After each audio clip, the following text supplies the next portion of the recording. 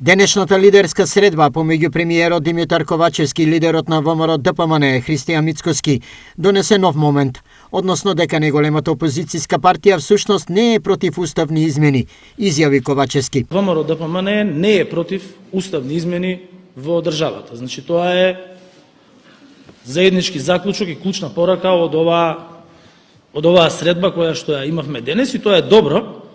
бидејќи вакви одлуки, јас од прв ден кажав дека се одлуки кои што се одлука на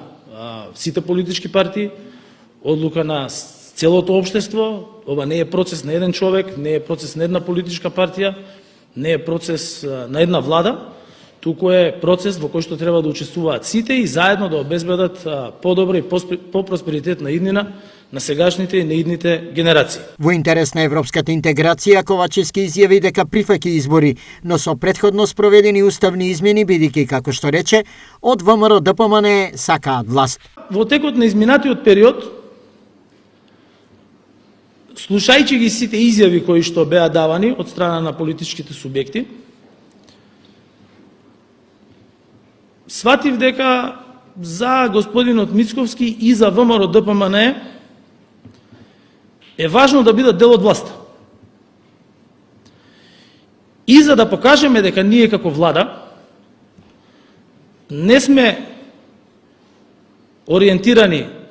кон добивање политички поени само за себе и дека не сме водени од свој партиски интерес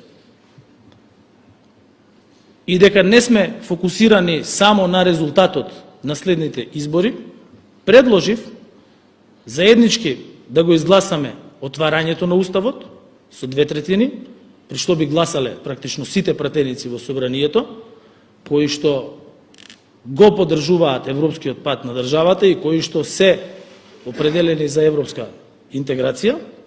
и веднаш утре дента ВМРО ДПМН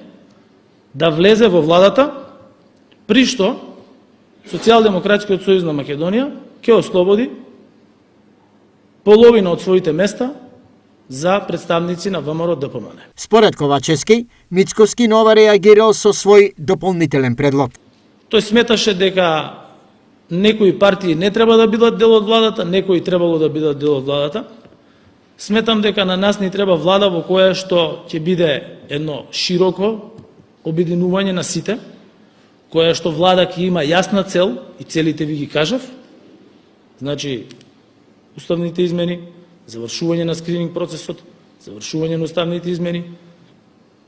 почеток на отварање на поглавјата, дури и затварање на едно или две поглавја во рамки на првиот кластер и потоа подготовка за следни избори во терминот кој што е предвиден согласно со закон.